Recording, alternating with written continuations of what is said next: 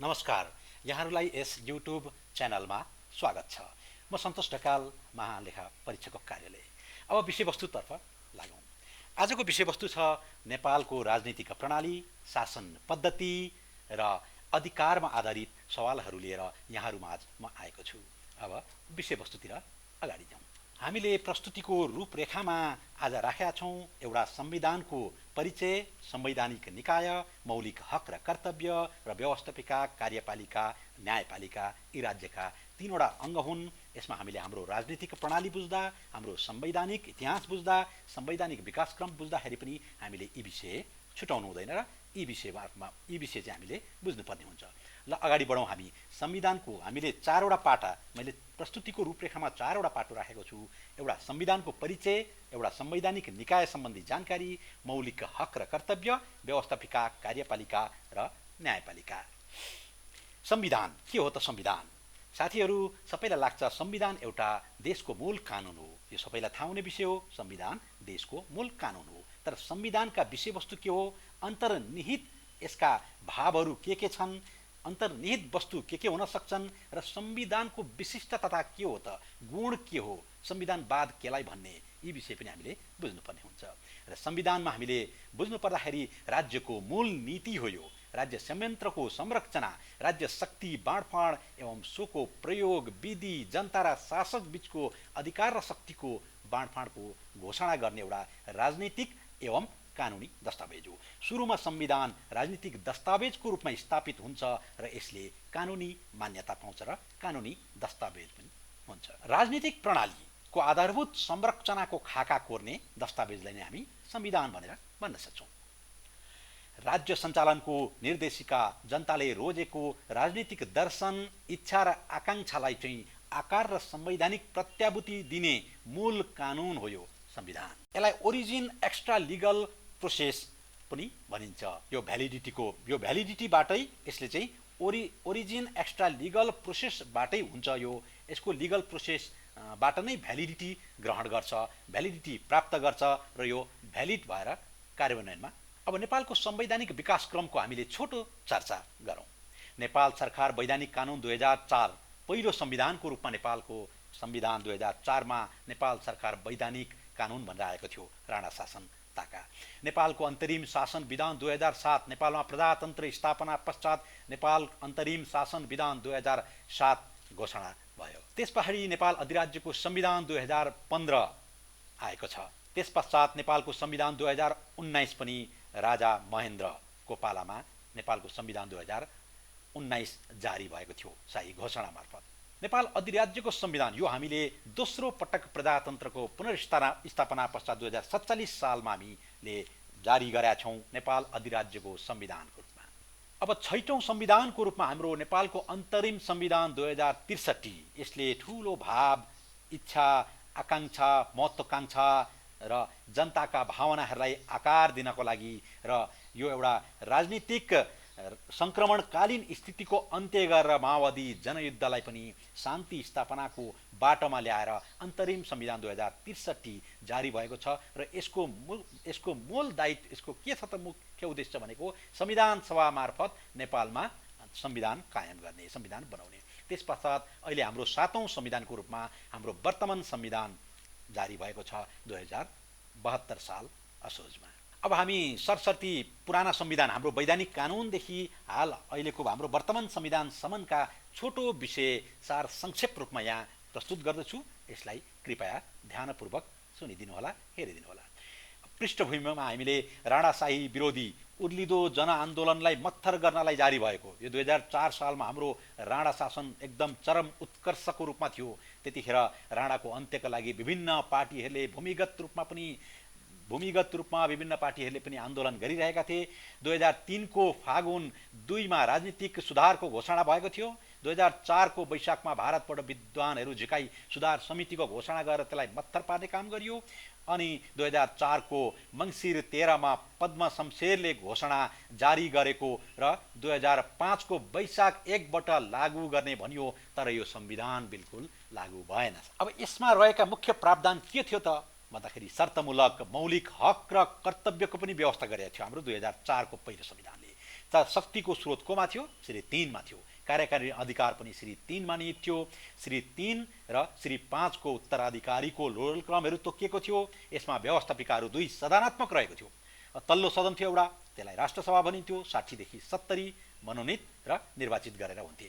माथिल्लो सदनलाई भारदारी सभा भनिन्थ्यो। 20 देखि 30 जना मनोनित, 70 प्लस यो यसरी नै हाम्रो श्री 3 बाट यो पनि मनोनित हुन्थ्यो। व्यवस्थापिका संसद 2 सदनात्मकमा भारदारी सभा र राष्ट्रसभाको रूपमा रहेको थियो। अब अन्य मुख्य प्रावधान हामीले न्यायपालिका, कार्यपालिका र व्यवस्थापिका 3टा अङ्गलाई छुट्याउनु पर्ने हुन्छ। हामीले बुझ्दाखेरि संविधानको विकासक्रम हाम्रो 7वटा छ। यो एक्जाम ओरिएन्टेडको भ्यूले पनि हाम्रो 10 मार्क्समा सोध्न सक्छ, 5 मार्क्समा सोध्न सक्छ। हामीले लेन्दी तरिकाले लेख्न सकिँदैन, तर मुख्य कुराहरू समेट्न सकिन्छ। 4 देखि हाम्रो वर्तमान संविधानका मुख्य कुरा समेट्दा हामीले कार्यपालिकाको स्थान कहाँ छ, व्यवस्थापिकाको स्थान कस्तो छ र न्यायपालिकाको स्थान कस्तो छ, हो त्यो स्थानलाई मात्रै हामीले देखाउन सक्यौँ भने हाम्रा मुख्य प्रावधानको शर्तहरू पुरा हुन्छन्। साथीहरू, न्यायपालिका के थियो त? प्रधान न्यायाधीश सहित 12 जना थिए। त्यहाँ प्रधान न्यायालय भनेर भनिन्थ्यो। संवैधानिक अङ्गको रूपमा दरखास्त परिषद र प्रधान जाँचकी भन्ने संवैधानिक अङ्गहरू स्थापित भएको थियो संविधान, यो 2004 को संविधानमा। सङ्कटकालीन अधिकार श्री 3 बाट हुने, माफी, मुल्तवी, मिनाको अधिकारहरू पनि दिने, संविधान संशोधन, साधारण कानुन सरह लागू हुने। यसका प्रस्तावनामा हामीले सामाजिक, आर्थिक, राजनीतिक सबै सुधारका अग्रगामी, सुधारका उन्नतिका कुराहरू पनि पुर्याउने भनेर हामीले लक्ष्य लिएका थियौँ। यसका उद्देश्य र लक्ष्यमा संविधानका धाराहरू जेसुकै लेखेको भए तापनि लिखित संविधानको विशेषता अङ्कित रहेको यस संविधानको ऐतिहासिक महत्त्व पहिलो संविधान भनेर बोकेको थियो, तर कृपया यो लागू भएन। अब हामी दोस्रो संविधान नेपालको अन्तरिम शासन विधान 2007 तर्फ जाउँ।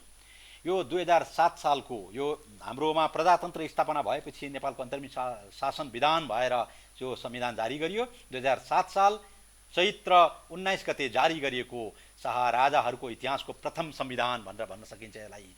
पन्जाब पत्रबाट पाएका राणा शाहीको सम्पूर्ण विशेषाधिकारको समाप्ति थियो। संविधान सभाद्वारा नयाँ संविधान जारी गर्ने भनियो त्यतिखेर 2007 सालमा, तर जारी नभए तापनि यो 6 पटक संशोधन भयो। 7 भाग 63 धारा र 3 अनुसूची रहेका थिए। तर यो संविधानमा राजामा सम्प्रभुताको अधिकार निहित थियो। किङ इन काउन्सिल, मन्त्री परिषदमा राजाको कन्सेप्ट नै भित्राएको थियो हाम्रो यो संविधानले। यसका मुख्य प्रावधान प्रस्तावनामा के थियो त भन्दाखेरि प्रजाको शासन, प्रजा भनिन्थ्यो, प्रजा र राजाको शासन थियो। उनीहरूले रोजेको विधान परिषदबाट हुने भने हो। मौलिक हकहरूको पनि व्यवस्था गरियो। कार्यकारिणी श्री 5 मा निहित थियो। अधिकारका स्रोत सबै श्री 5 मा निहित थियो। व्यवस्थापिका 1 सदनात्मक मात्र थियो, जसलाई भनिन्थ्यो सल्लाहकार सभा। त्यो श्री 5 ले तोकेको संख्यामा आवश्यकता अनुसार जति पनि सदस्यहरू रहन्थे। न्यायपालिकामा प्रधान न्यायालय थियो। यसको अब राज्यका नीति निर्देशक सिद्धान्तहरू पनि यस संविधानमा राखिएका थिए। सङ्कटकालीन अधिकारहरूको व्यवस्था नभएको संवैधानिक अङ्गहरूमा मलेप, लोकसेवा आयोग, निर्वाचन आयोग जस्ता पनि व्यवस्था गरिएको थियो। अब नेपाल अधिराज्यको संविधान 2015 मा जाउँ। यो अलिक प्रजातान्त्रिक संविधान छ। यो निर्वाचन गर्ने भनेर यो नेपाल अधिराज्यको संविधान 2015 अलिक प्रजातान्त्रिक संविधानको रूपमा लोकतन्त्र आदि उदी लोकतन्त्र पाएको हो कि भन्ने संविधानको रूपमा थियो। तर सानो 1-2 दफा 1-2 धाराले गर्दाखेरि पछि यो संविधान पनि हाम्रो दिगो रहन सकेन। यसलाई पनि हामीले टिकाइराख्न सकेनौँ र 2019 को शाही घोषणा मार्फत अर्को संविधान आउन बाध्य भयो। विधान परिषदको गठन गर्ने उद्देश्य अनुरूप 2014 को मङ्सिरको 21 मा बृहत राष्ट्रिय बैठक आयोजना गरियो र संविधान जारी गरियो। यो नेपाली जनता र राजा बीचको आपसी सहमतिको प्रतिफल नभई परम्परा र प्रथा अनुसार नेपालको राजकीय सत्ता र अन्तर्निहित शाही विशेष अधिकार आफूमा सर्न गएको दाबी गर्दै राजाबाट प्रस्तुत संविधान भनेर हामीले मान्न सक्छौँ। यसलाई रोयल गिफ्ट टु पिपल भन्ने चलन छ। सर आइभर जेनिङ उसलाई यो संविधान बनाउने ताका उसलाई ल्याइयो। उसको सल्लाहमा भगवती प्रसाद सिंहको अध्यक्षतामा बनेको संविधानद्वारा यो संविधान निर्माण गरियो। यसमा 10 भाग 77 वटा धारा रहेको थियो र पछि पनि यसको धारा संशोधन गरियो र लागू गरियो। यसका धाराहरू चरण चरणमा सुरुमा सुरुमा थोरै धारा मात्रै यसको लागू गरियो भने पछि चरण चरणमा यसका अन्य धाराहरू लागू गर्दै गइयो। मुख्य प्रावधानको रूपमा हामीले प्रस्तावनामा संवैधानिक राजतन्त्र राखियो, मौलिक हकहरूको व्यवस्था र नियन्त्रण भनेर राखियो। व्यवस्थापिका 2 सदनात्मकको बनाइयो, एउटालाई महासभा अर्कोलाई प्रतिनिधि सभा। कार्यकारिणी अधिकार श्री 5 मा निहित भयो। अविशिष्ट अधिकार भन्ने एउटा वाक्यांश श्री 5 मा राखेको कारणले हामीले यो संविधानलाई दिगो रूपमा देख्न पाएनौँ। 2019 मा शाही घोषणा मार्फत यो संविधान कुल्चिएर 2019 को संविधान ल्याइयो। न्यायपालिकामा सर्वोच्च अदालतको गठन 13 सालमा गरिएको थियो। यो संविधानमा सर्वोच्च अदालतको गठन, संवैधानिक अङ्गहरू, लोकसेवा आयोग, महलेप, निर्वाचन आयोग लगायतका संवैधानिक निकायहरूलाई पनि हामीले यस 2015 को संविधानमा राख्न सफल भयौँ। संसदीय व्यवस्थामा न्यायिक पुनरावलोकनका कुराहरू राख्यौँ। किङ इन काउन्सिलको अवधारणा, त्यसरी हामीले यो संविधानमा लोकतान्त्रिक चरित्रका विशेषताहरू, अविशिष्ट गुणहरू पनि केही कुराहरू राखेका थियौँ, तर यो संविधानलाई हामीले दिगो रूपमा टिकाउन सकिएन। 2019 सालको संविधानको हामी सरसर्ती चर्चा गरौँ। 2019 सालको संविधान शाही घोषणा मार्फत आएको 2017 साल पुस 1 गते धारा 55 को प्रयोग गरी, जुन धारा 55 हामीलाई 2015 को संविधानले दिएको थियो, धारा 55 को प्रयोग गरी 2015 का धेरै धाराहरू सस्पेन्ड गरिए, निलम्बन गरियो। कसले? श्री 5 ले। पुसको 22 मा बहुदलीय व्यवस्थामा प्रतिबन्ध लगाइयो। निर्दलीय पञ्चायती व्यवस्थाको शाही घोषणा मार्फत प्रारम्भ भयो। त्यस पश्चात के भयो त? त्यस पश्चात अध्यादेश जारी भयो। अध्यादेशबाट विशेष व्यवस्था ऐन 2017 जारी गरेर ऋषिकेश शाहको अध्यक्षतामा संविधान मस्यौदा समितिको गठन गरियो र सो समितिले तयार गरेको संविधान हो 2019 को संविधान। यसमा मुख्य प्रावधानहरू के छ त? संविधान मूल कानूनको रूपमा रहेको थियो। सक्रिय राजतन्त्रको व्यवस्था, सार्वभौम सत्ता कसमा निहित थियो? राजामा। दलविहीन पञ्चायती व्यवस्थाको स्थापना गरियो। संविधानमा पञ्चायती व्यवस्थाको सुरुवात गरियो। बहुदलीय व्यवस्था धरापमा पर्यो। निरङ्कुश दलहरूलाई प्रतिबन्ध लगाइयो, दलीय कार्यक्रमहरूलाई। तर पछि यही संविधानमा संशोधन गरेर केही हदसम्म दलहरूलाई फुक्वा पनि गरेको छ। 2032 मा संशोधन गरियो। त्यसमा पनि केही धाराले दलीय निर्दलीय व्यवस्थालाई केही हदसम्म फुक्वा पनि गरेको छ। अब मौलिक हकको व्यवस्था यो संविधानले गरेको छ। यसमा मौलिक हक मात्र नभएर कर्तव्यको, नागरिकका कर्तव्यको पनि व्यवस्था, नागरिकलाई हक र अधिकार मात्र नभएर कर्तव्य पनि तोकिएको छ। अख्तियार दुरुपयोग निवारण आयोगको व्यवस्था गरियो। शक्ति पृथकीकरणको सिद्धान्त अनुरूप राज्य शक्तिको प्रयोग गर्ने, राज्यका अलग अलग अङ्गहरूको व्यवस्था भए तापनि सबै शक्ति स्रोत श्री 5 मा निहित रहेको थियो। अब यसका मुख्य प्रावधानमा हाम्रो एक सदनात्मक व्यवस्थापिका गठन गरियो, जसमा 140 सदस्य थिए। राष्ट्रिय पञ्चायत, गाउँ गाउँमा राष्ट्रिय पञ्चायत गठन गरियो। न्यायिक पुनरावलोकन, अवहेलना कारवाही गर्न पाउने र रिट जारी गर्न पाउने अधिकार सहितको अभिलेख अदालतको रूपमा चाहिँ सर्वोच्च अदालतलाई, न्यायपालिकालाई व्यवस्था गरेको थियो, मान्यता दिएको थियो अभिलेख अदालतको रूपमा। प्रथम संशोधन यसले 2023 सालको माघ 14 गते पञ्चायतलाई दलविहीन घोषणा गरिदियो। दोस्रो संशोधन 2034 सालमा राष्ट्रिय पञ्चायतको उम्मेदवार हुन वर्गीय संगठनको सदस्य हुनुपर्ने गाउँ फर्क राष्ट्रिय अभियान चलायो। गाउँ फर्क राष्ट्रिय अभियानले हरेक राजधानी केन्द्रित, काठमाडौँ केन्द्रित मान्छेहरूलाई आफ्नो गाउँ, आफ्ना जिल्लाहरूमा, सबै जिल्लाहरूमा चाहिँ पुर्याएर ती जिल्लामा गाउँ फर्कको अभियान चलाउनु पर्ने, त्यो गाउँ फर्कको अभियान चलाएर त्यहाँको वर्गीय संगठनमा समावेश हुनेलाई मात्र यता राष्ट्रिय पञ्चायतमा उम्मेदवार हुन पाउने व्यवस्था गर्यो। जो सुकैले राष्ट्रिय पञ्चायतको उम्मेदवार पनि हुन पाउँदैन थिए। तेस्रो संशोधन 2037 साल पुस 1 गते बालिक मताधिकारको व्यवस्था गरियो, जसले बालिक मताधिकारमा हाम्रा 3टा चिजहरू पर्छन् साथीहरू। बालिक मताधिकार भन्ने बित्तिकै मत हाल्ने मात्र विषय होइन, मतदान स्थल गोप्य हुनुपर्छ, एउटा निश्चित उमेर क्राइटेरिया पुगेको हुनुपर्छ भोट हाल्ने मान्छे। बालकले भोट हाल्न पाउँदैन, निश्चित उमेर समूह पुगेको, मतदान स्थल गोप्य जहाँसुकै भोट हाल्न पाउने र त्यहाँ अप्सन वैकल्पिक उम्मेदवारहरूको पनि व्यवस्था रहेको 3वटा क्राइटेरिया मिट भयो भने मात्रै बालिक मताधिकार भनेर हामी भन्ने गर्छौँ। हो त्यो बालिक मताधिकारको व्यवस्था गरिएको थियो यही हाम्रो संविधानले। मन्त्री परिषद राष्ट्रिय पञ्चायतप्रति उत्तरदायी हुने भनियो। पञ्चायत नीति तथा जाँचबुझ समितिहरू आयोगहरू बनाए। संविधानको अङ्गको रूपमा यसका कारण निर्दलीयको नाममा एकदलीय कायम राखेको राजनीतिक स्थिरता कायम गर्न खोजिएको 30 वर्षे परिश्रम पनि के भयो त अन्ततः खेर गयो। अनि आयो हाम्रोमा नेपाल अधिराज्यको संविधान 2047। यो भनेको हाम्रो प्रजातन्त्रको पुनर्स्थापना भयो। 2007 सालमा आएको क्षणिक प्रजातन्त्र शाही घोषणा मार्फत धेरै समय टिक्न सकेन र 2047 मा हामीले पुनः प्रजातन्त्र ल्यायौं र नेपाल अधिराज्यको संविधान जारी गर्यौं।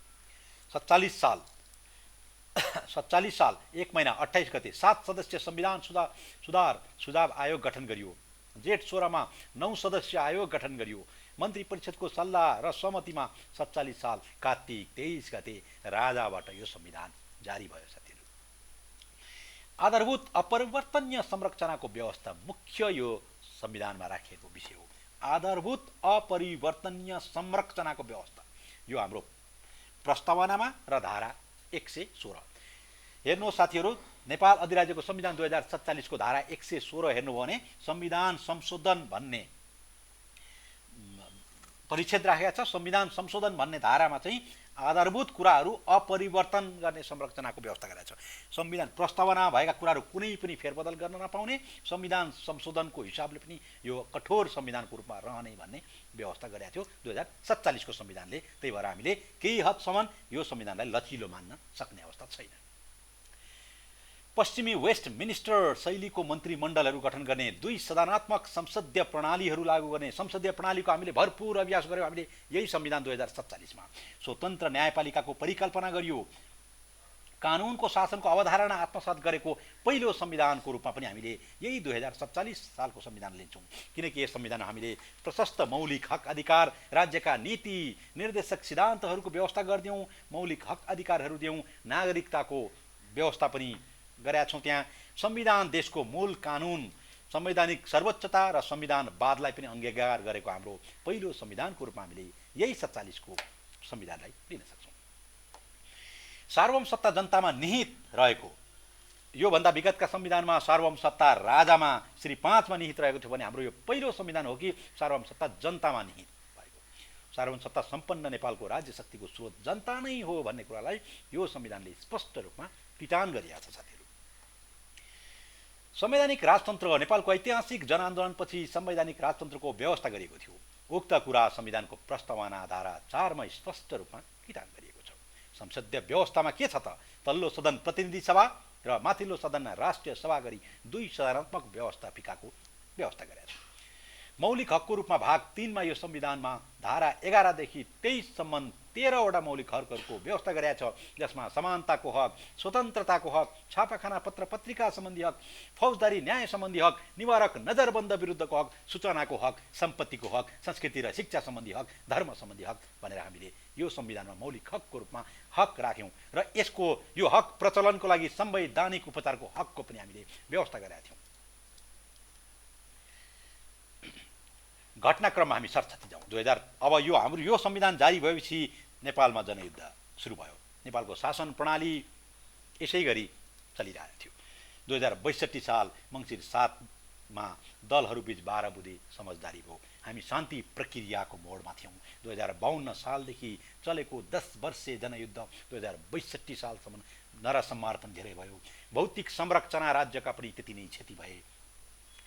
राजा श्री 5 को पनि समाप्ति, राजदरबार हत्याकाण्ड लगायतका धेरै विषय भएर पनि नेपालमा शान्ति आउन नसकेको कारणले दलहरूबीच 12 बुँदे समझदारी गर्न बाध्य भयो। माओवादीलाई पनि पटक पटक तेस्रो पटकको वार्ता गरेर पनि माओवादीलाई शान्ति प्रक्रियामा ल्याउन खोज्यो र पनि सकिन। तर अन्ततः 2062 सालमा निरङ्कुश राजाको जनआन्दोलन दोस्रो मा संयुक्त दलहरूले अनौपचारिक रूपमा राजा विरुद्धको लडाईँ लडे र उनीहरू अन्ततः 12 बुँदे समझदारी गर्न बाध्य भए। जुन समझदारीको फलस्वरूप हामीले आज नतिजा पाएका छौं। शान्ति नेपाल, नयाँ संविधान सभाद्वारा निर्वाचन सम्पन्न गरेर हामीले संविधान जारी गर्ने अवसर पाएका छौं। 2063 साल वैशाख 11 गतेसम्म हाम्रो 19 दिने जनआन्दोलन नै ठुलो घटनाक्रम र परिवर्तनको लागि ठुलो घटनाक्रमको रूपमा हामीले लिन सक्छौँ र वर्तमान संविधानको स्थापना हुनलाई पनि यो घटनाक्रम 2063 साल वैशाख 11 गते हाम्रो महत्त्वपूर्ण घटनाक्रमको रूपमा रहेको छ। 2063 साल वैशाख 11 मा शाही घोषणा मार्फत प्रतिनिधि सभा पुनर्स्थापना गरियो। 2063 को जेठ 4 मा प्रतिनिधि सभाको विशेष घोषणा मार्फत राजाका सम्पूर्ण अधिकारहरूलाई प्रतिनिधि सभामा कटौती गर्दै जनतामा ल्याइयो। सेनाहरू पनि राजा परमाधिपति बस्ने चलन थियो, त्यो पनि हटाएर सेना पनि सरकारकै मातहत रहनुपर्छ भनेर पनि गर्यौँ। शाही नामका शब्दहरू सबै हामीले 2063 सालको जेठ 4 गते हटाएर लोकका उपजको रूपमा चाहिँ हामीले लोकतन्त्रलाई हामीले आत्मसात गरेका छौँ।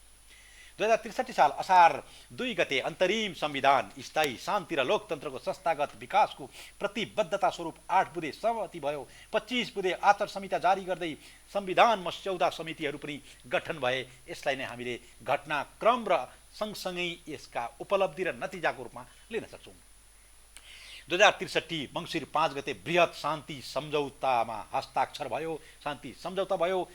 स्वर्गीय गिरिजा प्रसाद कोइराला तत्कालीन प्रधानमन्त्री र माओवादीका प्रचण्ड पुष्पकमल दाहालद्वारा हस्ताक्षर गरेर बृहत शान्ति सम्झौता सम्पन्न भयो मङ्सिर 5 गते। त्यस पश्चात हाम्रो जनआन्दोलन, त्यस पश्चात जनयुद्धको क्रममा माओवादीहरू जङ्गलमा थिए, द्वन्द्वमा थिए, उनीहरूलाई पनि हामीले शान्ति वार्तामा ल्याएर नयाँ नेपाल अगाडि बढाउने एउटा अवधारणा सङ्कल्प कोर्न सफल भयौँ। 2063 साल मङ्सिर 29 मा बसेको 8 दलीय शीर्ष नेताहरूको बैठकको लामो छलफल र सहमति पश्चात 63 कै पुस 1 मा अन्तरिम संविधानको मस्यौदाको अन्तिम रूप तयार पारेर अन्तरिम संविधान जारी गरियो। सो मस्यौदालाई हामीले पुस 30 मा मन्त्री परिषदको बैठकले पारित गरेर प्रतिनिधि सभामा पेश गर्ने निर्णय हो। त्यतिखेरको तत्कालीन प्रतिनिधि सभामा पेश गर्ने निर्णय गरेर हामीले अन्तरिम संविधान पनि जारी गर्यौँ। 2063 को माघ 1 गते प्रतिनिधि सभाको दोस्रो बैठकले यो हाम्रो पारित गरेको नेपालको अन्तरिम संविधान 63-11 को 1 को साँझ 8:30 बजे नयाँ संविधान बमोजिम गठित व्यवस्थापिका संसदको बैठकद्वारा पनि अनुमोदन गरियो र हाम्रो यस संविधान जारी भयो र त्यो संविधान हो नेपालको अन्तरिम संविधान 2063। के छन् त यसमा मूल विशेषताहरू? अन्तरिम संविधान 2063 मा नेपाली जनता आफैले निर्माण गरेको संविधानको रूपमा हामीले यसलाई लिन सक्छौँ। घोषणा र लागू गर्न सक्षम भई घोषणा गरेको प्रथम ऐतिहासिक दस्तावेजको रूपमा हामीले नेपालको अन्तरिम संविधान 2063 लाई लिन सक्छौँ। द्वन्द्वको रूपान्तरण गर्नको लागि आएको यो द्वन्द्व रूपान्तरणको चरणमा बनेको संविधान हो। यो अस्थायी किसिमको अन्तरिम किसिमको संविधान हो भनेर हामी बुझ्छौँ। द्वन्द्वलाई शान्तिमा रूपान्तरण गर्न बनिएको संविधान हो। तर यो संविधान अन्तिम होइन, यो संविधान अन्तरिम हो। यसको उद्देश्य संविधान सभा मार्फत अर्को संविधान जारी गर्नु रहेको थियो, जुन अहिले नेपालमा 2072 सालमा नेपालको संविधानको रूपमा कार्यान्वयनमा छ। राजतन्त्रको विधिवत अन्त्य गर्यो संविधानले। संघीय लोकतान्त्रिक गणतन्त्रको घोषणा गरेको पहिलो संविधानको रूपमा हामीले अन्तरिम संविधान 2063 लाई लिन सक्छौँ। राज्यको प्रगतिशील पुनर्संरचना गर्ने प्रतिबद्धता लिएको संविधान अन्तरिम संविधान 2063 हो। समावेशी प्रजातन्त्रका मान्यताहरू बोकेको संविधान हाम्रो अन्तरिम संविधान 2063 हो।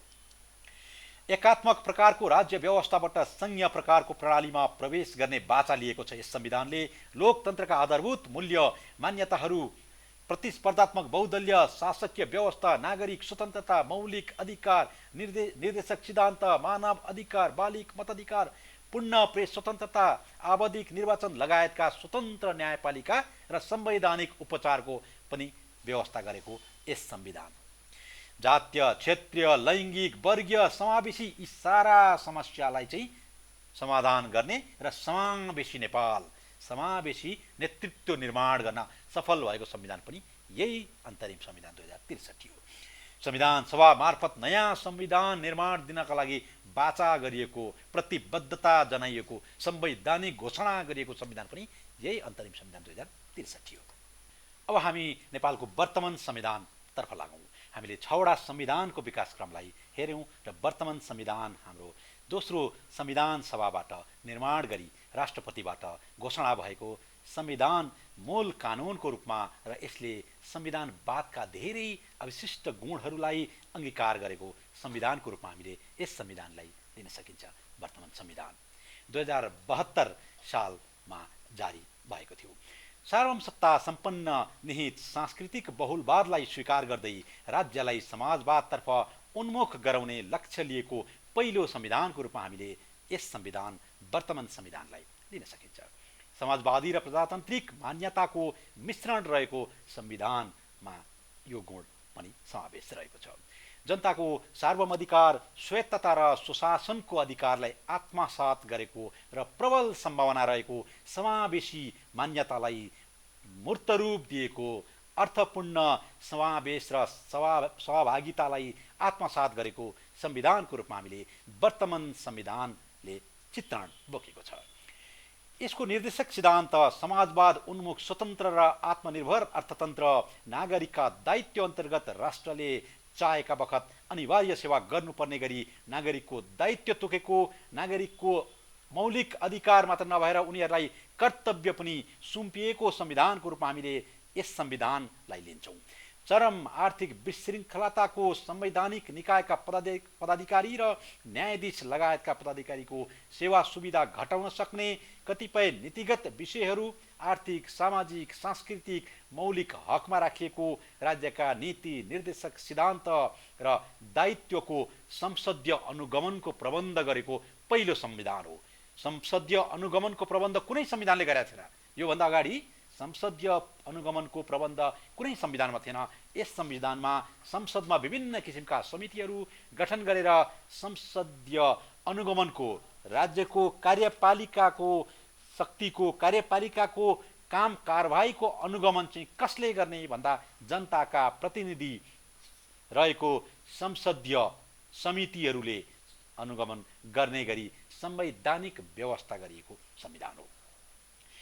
र कार्यान्वयनको प्रतिवेदन सरकारले हरेक कार्यान्वयनको प्रतिवेदन संसदमा पेश गर्नुपर्ने, संसदमा छलफल गर्नुपर्ने, संसदले निर्देशन दिन सक्ने यस्ता व्यवस्था गरेर जनताको लोकतन्त्रलाई केही माथि राख्न सफल भएको संविधान भनेर हामी वर्तमान संविधानलाई चिन्छौँ। संविधानवादका विशेष गुणहरू समेटिएको संविधानवादको दृष्टिकोणले यो संविधान अलि नजिक छ भनेर हामीले भन्न सक्छौँ यस संविधानलाई। र यो संविधानमा 31 वटा मौलिक हकहरूको व्यवस्था गरिएको छ। मौलिक हकहरूको कार्यान्वयन 3 वर्षभित्र कानुन बनाएर लागू गर्ने पनि पहिलो संविधानको रूपमा यही रहेको छ। 31 वटा मौलिक हकको कार्यान्वयन तहमा 3 वर्षभित्र कानुन बनाएर लागू गर्ने भनेर संवैधानिक प्रतिबद्धता गरेको पहिलो संविधानकै रूपमा वर्तमान संविधानलाई लिन सकिन्छ। यहाँभन्दा अगाडिका संविधानमा मौलिक हकको व्यवस्था गरियो तर त्यसको संवैधानिक उपचारको लागि कानुनी प्रबन्ध, कानुनी व्यवस्थाको कुनै संवैधानिक ग्यारेन्टी थिएन। तर यस संविधानले संवैधानिक ग्यारेन्टी गरेको छ। प्रतिस्पर्धात्मक बहुदलीय शासन व्यवस्था, नागरिक स्वतन्त्रता, आधारभूत मानव अधिकार, आवधिक निर्वाचन, बालिक मताधिकार, पूर्ण प्रेस स्वतन्त्रता, सक्षम र स्वतन्त्र न्यायपालिका, कानुनका शासन जस्ता लोकतन्त्रका मूल्य र मान्यतालाई विशिष्ट रूपमा ग्रहण गरेको बोकेको संविधानको रूपमा हामीले वर्तमान संविधानलाई लिन सक्छौँ। र यो वर्तमान संविधानले हाम्रो शक्ति पृथकीकरण र शक्ति नियन्त्रण तथा सन्तुलनको सिद्धान्तलाई पनि धेरै हदसम्म आत्मसात गरिएको छ। संविधानवाद र धर्मनिरपेक्षताको सिद्धान्तहरू यस संविधानले अवलम्बन गरेको छ। गैर आवासीय नेपालीहरूलाई पनि नागरिकता दिने, एनआरएनलाई नागरिकता दिने व्यवस्था, आमा वा बाबुको नामबाट लैङ्गिक पहिचान सहितको एकल नागरिकताको व्यवस्था गरेको छ। लैङ्गिक र प्रादेशिक पहिचान सहितको एकल नागरिकताको पनि व्यवस्था गरेको छ। मानव अधिकारको अधिकांश व्यवस्था मौलिक हकमा समेटेका छन्। मौलिक हक 3 वर्षभित्र कानुन बनाई लागू गर्ने, कार्यान्वयन गर्ने पहिलो संविधानको रूपमा यसलाई लिन सकिन्छ। र मौलिक हकको उल्लङ्घनमा सर्वोच्च र उच्च अदालतबाट प्रभावकारी किसिमको रिट जारी हुने व्यवस्था गरेका छ। प्रभावकारी उपचारको व्यवस्था गरेका छ। संवैधानिक उपचारको व्यवस्था गरेका छ। सरकारले राज्यको निर्देशक सिद्धान्त र नीतिहरू कार्यान्वयनको प्रगतिबारे संसदमा प्रतिवेदन दिनुपर्ने, संसदले सोको अनुगमन गर्नुपर्ने प्रावधान पनि यस संविधानमा राखिएको छ। राज्यको दायित्व पनि किटान गरेको छ। नागरिकका कर्तव्यहरू धारा 46 मार्फत तोकिएको छ। सरकारको आकारको सीमा निर्धारण गरेको छ। सीमित सरकारको अवधारणालाई यसले मूर्त रूप दिएको छ। राज्यको केन्द्रीकृत एकात्मक स्वरूपको अन्त्य गर्दै कार्यकारिणी र व्यवस्थापकीय अधिकारको गठन गरेको छ। र अर्को मूल विषयवस्तु हाम्रो यस संविधानले हाम्रो सरकारमा ती सङ्घ, प्रदेश र स्थानीय गरी 3 तहको सरकार निक्षेपणको भावना निक्षेपण गरेर सहयोगात्मक संघीय स्वरूप निर्धारण गरिदिएको छ।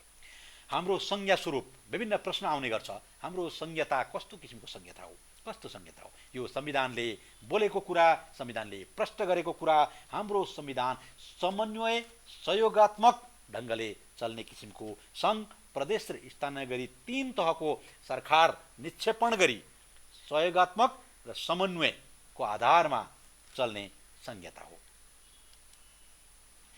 जिल्ला, उच्च र सर्वोच्च गरी 3 तहको एकात्मक रूपको न्यायपालिका रहेको छ। जिल्ला अदालत मातहत स्थानीय निकायहरू, स्थानीय समितिहरू रहने व्यवस्था गरेको छ। स्थानीय न्यायिक निकाय भनेको प्रत्येक हाम्रो पालिकाहरूको निर्माण गरेको छ। 753 वटा पालिकाहरूमा न्यायिक समितिहरू छन्। हो, ती न्यायिक समिति पनि जिल्ला, त्यो न्यायिक समितिको उजुरीहरू जिल्ला अदालतमा लिन सकिने व्यवस्था गरेको छ। विभिन्न 13 वटा संवैधानिक निकायहरूको व्यवस्था गरेको छ।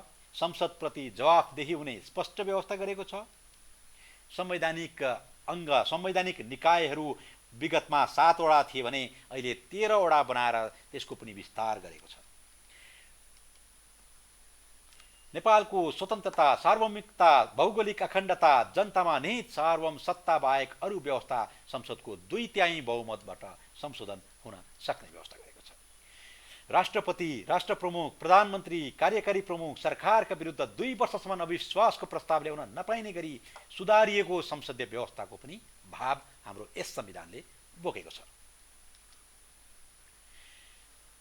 अब हामी जाउँ विषयवस्तु वर्तमान संविधानमा रहेका प्रावधानहरूमा। पूर्व संविधानहरू योभन्दा विगतका संविधानभन्दा के हिसाबले बिल्कुल नयाँ छ र नयाँ विशेषता हामीले वर्तमान संविधानमा के कुरामा समेटेका छौँ, यसमा हामी चर्चा गरौँ।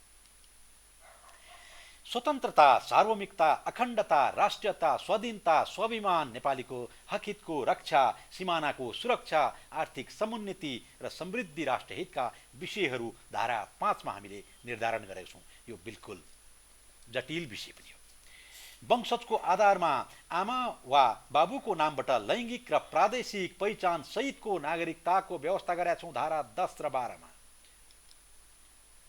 प्रत्येक नागरिकको परिचय खुल्ने अभिलेख राख्ने व्यवस्था राष्ट्रिय परिचय पत्र कार्यान्वयनमा आएको छ। हो, प्रत्येक नागरिकको परिचय खुल्ने अभिलेख राख्ने व्यवस्था धारा 15 मा गरेका छौँ। यो पनि बिल्कुल विगतका संविधानभन्दा नयाँ व्यवस्था हो। सांस्कृतिक र आर्थिक अधिकार उपभोग गर्न पाउने गरी एनआरएनलाई पनि नागरिकता दिने व्यवस्था हामीले यस संविधानमा राखेका छौँ। 10 वटा मौलिक हकहरू विगतको भन्दा अहिले थप भएका छन्। अहिले हाम्रो 31 वटा मौलिक हकहरू बनाइएको छ। जो मौलिक हकमा पनि राज्यले 3 वर्षभित्र कानुन बनाएर त्यसको कार्यान्वयन गर्ने भनेर धारा 47 मा लेखेको छ। थप नयाँ विशेषताहरू: राष्ट्रियता, सार्वभौमसत्ता, अखण्डताको रक्षा गर्नु, संविधान र कानुनको पालना गर्नु, राज्यले चाहेको बखत अनिवार्य सेवा गर्नु, सार्वजनिक सम्पत्तिको सुरक्षा र संरक्षण गर्नु नागरिकको कर्तव्य तोकेको धारा 48। सरकारले राज्यका निर्देशक सिद्धान्त र नीतिहरू कार्यान्वयनको प्रगतिबारे संसदमा प्रतिवेदन दिनुपर्ने र कार्यान्वयन भए नभएको संसदले पनि संसदीय समितिबाट अनुगमनको व्यवस्था गर्ने व्यवस्था धारा 53 र 54 मा यस संविधानले गरेको छ। मन्त्री परिषदको आकारकोमा सीमितता ल्याएको छ। केन्द्रमा 25 जना भन्दा बढी मन्त्री परिषद गठन गर्न नपाइने भनेर संवैधानिक प्रतिबद्धता जारी गरेको छ धारा 76/9 मा। र प्रदेशमा पनि प्रदेश सभा सदस्यको संख्याको 20% मा नबढ्ने गरी प्रदेश मन्त्री परिषद गठन गर्ने भनेर धारा 168 मा यस संविधानले बोलेका कुरा बिल्कुल विगतका भन्दा भिन्नता। राज्यको कार्यकारी अधिकार र राज्य शक्तिको सङ्घ, प्रदेश र स्थानीय गरी 3 तहमा सरकारहरू रहने र तिनै तहमा सरकारलाई के अधिकार रहने, साझा अधिकार वा एकल अधिकार भनेर यस संविधानको अनुसूची मार्फत प्रश्न पारेको कुरा छ। अनुसूचीमा लिपिबद्ध गरिएको छ अधिकारका विषयहरू। सङ्घ, प्रदेश र स्थानीय तहको व्यवस्थापिकाको व्यवस्था गरिएको छ। प्रतिनिधि सभाको निर्वाचनमा एक व्यक्ति एक भन्दा बढी स्थानबाट उम्मेदवार हुन प्रतिबन्ध लगाइएको छ। प्रतिनिधि सभाको निर्वाचनमा पराजित व्यक्ति सो सभाको अवधिभर मन्त्री हुन नपाउने व्यवस्था संविधानमा लेखिएको छ र प्रदेश सभाको पनि सो सरह गरिदिएको छ। प्रधानमन्त्री नियुक्त भएको पहिलो 2 वर्षसम्म र एक पटक राखेको अविश्वासको प्रस्ताव असफल भएको 1 वर्षभित्र प्रधानमन्त्री विरुद्ध अविश्वासको प्रस्ताव पेश गर्न नपाइने गरेर प्रधानमन्त्रीलाई विगतका संविधान भन्दा अलि दिगो बनाउन खोजिएको छ। प्रधानमन्त्री विरुद्धको अविश्वासको प्रस्ताव राख्दा सो प्रस्ताव साथ नयाँ प्रधानमन्त्री हुने व्यक्तिको नाम पनि अनिवार्य रूपमा प्रस्ताव गर्नुपर्ने र प्रस्ताव सफल भएमा मात्रै नयाँ प्रस्तावित व्यक्ति प्रधानमन्त्री हुने व्यवस्था यस संविधानले लिपिबद्ध गरिदिएको छ। राष्ट्रिय प्राकृतिक स्रोत तथा वित्त आयोगलाई संवैधानिक मान्यता प्रदान गरेको छ। राष्ट्रिय महिला आयोग, राष्ट्रिय दलित आयोग, राष्ट्रिय समावेशी आयोग, आदिवासी जनजाति आयोग, मधेसी आयोग, थारू आयोग र मुस्लिम आयोगहरूलाई पनि विभिन्न समावेशी मूर्त रूप दिनलाई समावेशी मान्यता आत्मसात गर्दै संवैधानिक आयोगहरूको संख्या 13 बनाएर बढोत्तरी गरिएको छ। महाधिवक्ताको कार्यालयलाई विगतमा संवैधानिक निकायको रूपमा राखिएकोमा यस वर्तमान संविधानले त्यसबाट अलग गरेर संवैधानिक निकाय, संवैधानिक अङ्गबाट महाधिवक्ताको कार्यालयलाई हटाएको छ। जिल्ला न्यायाधीशको नियुक्ति न्याय सेवा आयोगले लिखित मौखिक परीक्षा लिई न्याय परिषदलाई सिफारिस गर्ने र परिषदको सिफारिसको आधारमा प्रधान न्यायाधीशबाट हुने व्यवस्था गरेको छ। न्याय सेवाको जुनसुकै पदमा पनि प्रतिस्पर्धात्मक परीक्षा लोकसेवा आयोगले नै सञ्चालन गर्ने व्यवस्था धारा 154 ले समेत गरेको छ। चरम आर्थिक विशृङ्खलताको अवस्थामा न्यायाधीश र संवैधानिक निकायका पदाधिकारीको पारिश्रमिक, सेवा र सुविधा घटाउन सकिने मानव अधिकार आयोग बाहेक अरू सबै संवैधानिक निकायको काम कारबाहीको संसदीय अनुगमन गर्न सक्ने व्यवस्था पनि हाम्रो संविधानले लिपिबद्ध गरेको छ। शक्ति पृथकीकरणमा हाम्रो संविधानले गरेका व्यवस्थाहरू कार्यकारिणी अधिकार मन्त्री परिषदमा निहित धारा 75 मा गरेको छ। नेपालको व्यवस्थापकीय अधिकार सङ्घ, प्रदेश र स्थानीय व्यवस्थापिकामा निहित गरिदिएको छ। अनुसूची 5, 7 र 9 गरेर साझा अधिकार र एकल अधिकार सूची लिपिबद्ध गरिदिएको छ। नेपालको न्याय सम्बन्धी अधिकार अदालत र न्यायिक निकायहरूमा निहित बनाएको छ। सङ्घ, प्रदेश, स्थानीय तहले शक्ति पृथकीकरणको सिद्धान्तलाई समेत आत्मसात र अवलम्बन गर्नुपर्ने भनेर धारा 56 को उपधारा 6 ले बोलेको छ। अब शक्ति सन्तुलन र नियन्त्रणको पाटोमा हामी चर्चा गरौँ। हाम्रो संविधानले बोकेका मूल्य मान्यता के छन् त? साथीहरू, कार्यपालिका र व्यवस्थापिका बीच शक्ति सन्तुलन र नियन्त्रण र पृथकीकरणको अवस्था के कस्तो रहेको छ? व्यवस्थापिका र कार्यपालिका बीच, न्यायपालिका र व्यवस्थापिका बीच यी तीनैवटा अङ्गहरूबीच शक्ति सन्तुलन र नियन्त्रणको अवस्थाको बारेमा हामी चर्चा गर्छौँ। कार्यपालिकाले व्यवस्थापिका उप नियन्त्रण राख्छ। यसमा मैले यहाँहरूलाई सजिलो होस् भनेर सूत्रमा आबद्ध गरेर सूत्र समेत बनाइदिएको छु। यहाँले यसै च्यानल मार्फत सूत्रबाट पनि हेर्न सक्नुहुन्छ। मन्त्री परिषदको सिफारिसमा राष्ट्रपतिले संसदको अधिवेशन आह्वान गर्न सक्ने धारा 93 मैले धारा सहित खुलाइदिएको छु। धारा उपधारा सहित यसको बुलेटमा खुलाइदिएको छु यहाँहरूलाई, यानि कि सजिलो होस् भनेर। मन्त्रीले संसदको 2 सदनमा भाग लिन पाउने व्यवस्था गरेर पनि कार्यपालिका र व्यवस्थापिका बीच शक्ति नियन्त्रणको अवस्था देख्न सकिन्छ। महत्त्वपूर्ण कानुनका विधेयक सरकारी विधेयककै रूपमा कार्यपालिकाले पेश गर्ने भनेर पनि यसमा पनि शक्ति सन्तुलन र नियन्त्रणका विषय देख्न पाइयो। संसद नबसेको बखत पनि सरकारले अध्यादेश मार्फत कानुन ल्याउने भनेर व्यवस्थापिकाको अधिकार कार्यपालिकालाई दिएको र कार्यपालिकाको अधिकार व्यवस्थापिकालाई दिएको गरेर शक्ति सन्तुलन नियन्त्रण गरेको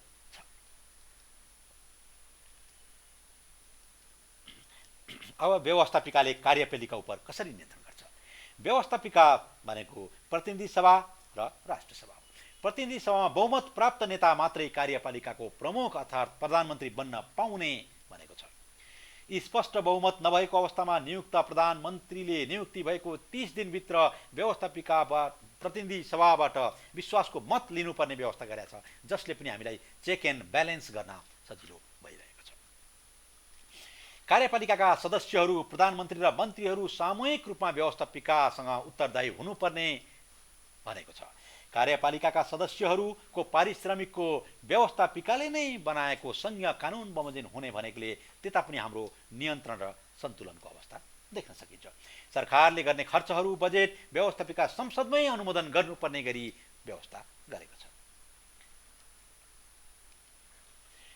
अब व्यवस्थापिकाको न्यायपालिका उप कसरी शक्ति नियन्त्रण र सन्तुलन छ त? साथीहरू, न्यायपालिकाका सदस्य प्रधान न्यायाधीश, सर्वोच्च अदालतका न्यायाधीश र न्याय परिषदका सदस्यहरूलाई संसदले महाभियोगको प्रस्ताव पारित गरी सेवा मुक्त गर्न सक्ने व्यवस्था धारा 101 ले भनेको छ। त्यसरी व्यवस्थापिकाको न्यायपालिकामाथि पनि नियन्त्रण सम्भव छ। प्रधान न्यायाधीश र न्यायाधीशहरूको सेवाका शर्त सुविधा संघीय व्यवस्थापिकाले बनाएको ऐन मार्फत लागू हुने भनेर पनि नियन्त्रण गरेको छ। सर्वोच्च अदालतले आफ्नो काम कारबाहीको वार्षिक प्रतिवेदन संसदमा पेश गर्नुपर्ने, संसदले सो प्रतिवेदनमा छलफल गरी सुझाव दिन सक्ने भनेर नियन्त्रण गरेको छ न्यायपालिकालाई व्यवस्थापिकाले। प्रधान न्यायाधीशको नियुक्ति व्यवस्थापिकाका सदस्य बहुल रहेको संवैधानिक परिषदबाट हुने व्यवस्था 284 धारामा उल्लेख छ। प्रधान न्यायाधीश र सर्वोच्च अदालतको न्यायाधीशको नियुक्ति हुनुअघि संसदीय सुनवाईको व्यवस्था गरेर पनि न्यायपालिकालाई व्यवस्थापिकाले नियन्त्रण गरेको छ। अब न्यायपालिकाको व्यवस्थापिका उप चाहिँ कसरी नियन्त्रण छ त? मुद्दा मामिलाको रोमा अदालतले दिएको आदेश र निर्णयको सबै तहमा सबै सरकारमा पालना गर्नुपर्ने भनेर त्यसरी पनि न्यायपालिकाले व्यवस्थापिकालाई नियन्त्रण गर्न सक्छ। मुद्दाको रोमा सर्वोच्च अदालतले गरेको कानुनको व्याख्या र प्रतिपादन गरेका नजिर कानुनी सिद्धान्तहरू पनि कानुन सरह लागू गर्ने र सोको पालना सबैले गर्नुपर्ने भनेर संविधानमा उल्लेख गरिएको छ। व्यवस्थापिकाले बनाएको कानुन संविधानसँग बाध्यमा सर्वोच्च अदालतले सो बदर पनि गर्न सक्ने असाधारण अधिकार एक्स्ट्रा अर्डिनरी ज्युरिडिक्सन भनेर हामी जसलाई भन्छौँ त्यो सर्वोच्च अदालतलाई हुने गरी धारा 133 ले बोलेको छ। त्यसै गरी प्रदेशमा पनि उच्च अदालतलाई पनि यो अधिकार दिएको छ। जिल्ला अदालतलाई एउटा मात्र दिएको छ। उच्च अदालतलाई पनि र सर्वोच्च अदालतलाई यिनै एक्स्ट्रा अर्डिनरी ज्युरिडिक्सनको अधिकार दिएर हरेक कार्यपालिका तथा कार्यपालिकाको र व्यवस्थापिकाले बनेका कानुनहरू संविधानसँग बाध्यको खण्डमा अदालतले बदर घोषणा गर्ने र अन्तरिम आदेश दिने र सोको पालना सबै तहका सरकारले गर्नुपर्ने गरी एक्स्ट्रा अर्डिनरी ज्युरिडिक्सनको व्यवस्था उच्च अदालत र सर्वोच्च अदालतमा गरेको छ। साथीहरू,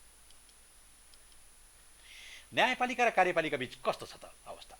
न्यायपालिकाको कार्यपालिका उप नियन्त्रणलाई हामीले सरसर्ती हेर्दा कार्यपालिकाका कार्यहरूको न्यायपालिका भनेको सर्वोच्च अदालत, उच्च अदालतबाट न्यायिक पुनरावलोकन गर्न सक्ने व्यवस्था, मुद्दा मामिलाको रोहमा अदालतले दिएको आदेश वा निर्णयको सबैले पालना गर्नुपर्ने व्यवस्था, मुद्दाको रोहमा सर्वोच्च अदालतले गरेको कानुनको व्याख्या र प्रतिपादन गरेको कानुनी सिद्धान्त नजिरको पनि सबैले पालना गर्नुपर्ने व्यवस्था, सर्वोच्च अदालतको कार्यपालिकाको नाममा विभिन्न रिट र निर्देशनात्मक आदेशहरू जारी गर्न सक्ने व्यवस्था भएकोले त्यसै गरी न्यायपालिकाले पनि नियन्त्रण र सन्तुलन कार्यपालिकासँग गर्न सक्छ। न्यायपालिका र कार्यपालिका बीच कस्तो छ त? कार्यपालिकाको न्यायपालिका उप न्यायपालिकाको खर्च सरकारले बजेट मार्फत ल्याउने हुँदाखेरि सरकार कार्यपालिकाले न्यायपालिकालाई नियन्त्रण गर्न सम्भव छ। न्यायाधीशहरूलाई काममा लगाउन सक्ने व्यवस्था गरिदिएको छ। न्यायालयले दिएको सजाय कार्यपालिकाको सिफारिसमा राष्ट्रपतिले माफी दिने, मिना गर्ने, मुल्तवीमा राख्न सक्ने राष्ट्रपतिलाई माफी मुल्तवीसम्मको अधिकार संविधानले दिएको कारणले त्यहाँ पनि हाम्रो नियन्त्रण र सन्तुलनको अवस्था देख्न सकिन्छ। प्रधान न्यायाधीशको नियुक्तिको सिफारिसमा कार्यपालिकाको प्रमुखको अध्यक्ष रहेको संवैधानिक परिषदबाट हुने भनेर स्पष्ट लेखेको कारणले न्यायपालिकालाई कार्यपालिकाले नियन्त्रण गर्न र सन्तुलनमा ल्याउन सक्छ भनेर बुझ्नुपर्छ साथीहरू। हामीले अब हामी संवैधानिक निकाय एउटा विषयवस्तुको 4वटा पाटो मध्येमा आजको पाठ्यक्रममा एउटा पाटो बाँकी छ, जुन संवैधानिक निकायको परिचय। के हो त संवैधानिक निकाय? संवैधानिक निकाय किन गठन भयो, केका लागि संवैधानिक निकायको स्थापना गर्नु पर्यो र यसलाई संविधानभित्र राख्नु पर्यो? के यो सेवा प्रवाहसँग सम्बन्धित छ? हुनसक्छ सबैलाई जिज्ञासा हुनसक्छ संवैधानिक निकाय र कार्यालय बीच के फरक छ, अन्य विभाग मन्त्रालय कार्यालय र संवैधानिक निकाय बीच के फरक छ लाग्न सक्छ सबैलाई जिज्ञासा। ल त्यसको जिज्ञासा मेटाउन आज हामी संवैधानिक निकायको चर्चा गर्छौँ। स्वेच्छाचारिता र निरङ्कुशताको अन्त्य गर्न राज्यको शक्तिलाई कार्यपालिका, व्यवस्थापिका, न्यायपालिकामा विभाजन गरिएको छ, जसलाई हामी भन्छौँ शक्ति पृथकीकरण। र राज्यका 3वटा शक्ति कार्यपालिका, व्यवस्थापिका र न्यायपालिकाले एक अर्कालाई आफू पृथक नरहेर एक अर्कालाई नियन्त्रण तथा सन्तुलन गर्नु पर्दछ। लोकतन्त्रमा भनेर हामीले त्यसलाई भन्छौँ नियन्त्रण तथा सन्तुलन हो। त्यही नियन्त्रण तथा सन्तुलन गर्नका निमित्त हामीले कार्यपालिका, व्यवस्थापिका र न्यायपालिकालाई विभिन्न आफ्ना स्वैच्छिक अधिकार दियौँ र एकले अर्कालाई नियन्त्रण गर्ने पाटो पनि अघि हामीले पढिसक्यौँ। अब संवैधानिक निकाय किन चाहियो त? संवैधानिक निकाय कार्यपालिका अन्तर्गत रहेको यस्तो एउटा निकाय हो जसले चाहिँ सरकारले गरेका हरेक काम कारबाही स्वेच्छाचारी नबनुन्, उनीहरूको आफ्नो विवेक सम्बद्ध नहोस् भनेर संवैधानिक निकाय मार्फत चाहिँ त्यसको परीक्षण गरिन्छ। वैधानिकताको, कार्यपालिकाले गरेका कामको वैधानिकताको परीक्षण गर्नका लागि संविधानमा केही कार्यालय राखेका हुन्छन् जसलाई हामी संवैधानिक निकाय भनेर बुझ्छौँ, जसले चाहिँ सरकारले गरेका काम कारबाहीहरूको परीक्षण गर्ने काम गर्छ र त्यसलाई वैधता तुल्याउने काम गर्छ। राज्यका अङ्गहरूमध्ये कार्यपालिकासँग सङ्ख्यात्मक रूपमा धेरै जिम्मेवारीहरू रहेका हुन्छन् साथीहरू। कार्यपालिकासँग विभिन्न प्रकृतिका जिम्मेवारी, निष्पक्षतापूर्वक कार्य सम्पन्न गर्नका लागि संवैधानिक संयन्त्र, आर्थिक प्रबन्ध लगायतका अन्य विभिन्न किसिमको प्रबन्धनात्मक व्यवस्थाहरू कार्यपालिकासँग हुन्छ। त्यसै पनि कार्यपालिका शक्तिको भरमा रहेको हुन्छ। उसँग पैसा हुन्छ, उसँग बन्दुक हुन्छ, उसँग स्रोत हुन्छ, उसँग साधन हुन्छ, उसँग सम्पूर्ण शासकीय व्यवस्था उसैमा निहित हुन्छ। शासकीय व्यवस्थाको मात लागेको कार्यपालिका भोलि निरङ्कुश भएर स्वेच्छाचारी भयो भने त्यसलाई कसले परीक्षण गर्ने, त्यसको वैधानिकतामा कसले प्रश्न उठाउने, त्यसको वैधानिकतामा कसले परीक्षण गर्ने भनेर संविधानमै राखिएको निकायलाई हामी भन्छौँ संवैधानिक निकाय। संवैधानिक निकायले गर्ने कामको प्रकृति कार्यपालिकीय किसिमको हुन्छ, किनकि यो कार्यपालिका अन्तर्गत रहेको हुन्छ। भलै यो कार्यपालिकाको मातहतमा रहँदैन, कार्यपालिका र बिल्कुल स्वतन्त्र हिसाबले काम गर्छ, किनकि यसले संवैधानिक सुनिश्चितता पाएको हुन्छ। यो कुनै कार्यपालिकाको दबाव प्रभाव रवाबमा रहेर बस्नु पर्दैन। यो स्वतन्त्र रूपमा संवैधानिक प्रत्याभूति, संवैधानिक प्रतिबद्धता, संवैधानिक दायित्व बमोजिमको यसले काम गर्छ। त्यही भएर यसलाई हामीले कार्यपालिकाको मातहतमा राख्न मिलेन, तर कार्यपालिकीय अन्तर्गत रहेको हुन्छ भनेर हामीले भन्न सक्छौँ साथीहरू। संवैधानिक निकायहरू संसदीय प्रणालीका उपज भनेर मान्न सकिन्छ। राष्ट्रपतीय प्रणालीमा सामान्यतः संवैधानिक निकायहरूको व्यवस्था गरिँदैन। कार्यपालिका, न्यायपालिका र व्यवस्थापिका राज्यको समकक्षी प्रमुख अङ्गहरू हुन्। कार्यपालिकीय काम गर्न संविधानबाट नै स्थापित संस्था संवैधानिक निकाय भनेर पनि हामीले देख्न सक्छौँ। दक्षिण अफ्रिकाको संविधानमा हेर्दा संवैधानिक निकायहरूलाई स्टेट इन्स्टिट्युसन सपोर्टिङ कन्स्टिट्युसनल डेमोक्रेसीको रूपमा राखिएको हुन्छ। संवैधानिक निकायहरूले संविधानवाद, कानुनको शासन, शक्तिको पृथकीकरण, नियन्त्रण र सन्तुलनको सिद्धान्तलाई अभिवृद्धि गर्ने, यसलाई आत्मसात गर्ने र यसलाई प्रत्याभूति गर्ने कठोर जिम्मेवारी संवैधानिक निकायले लिएको हुन्छ।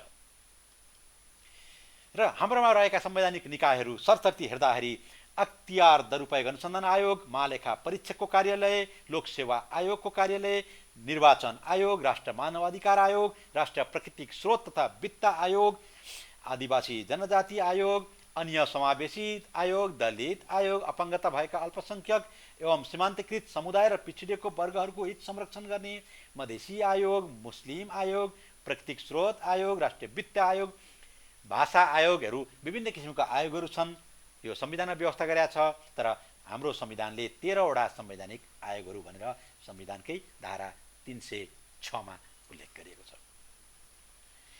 सीमित सरकारको अवधारणा बोकेको संविधानवादलाई साकार पार्ने यसको उद्देश्य हुन्छ।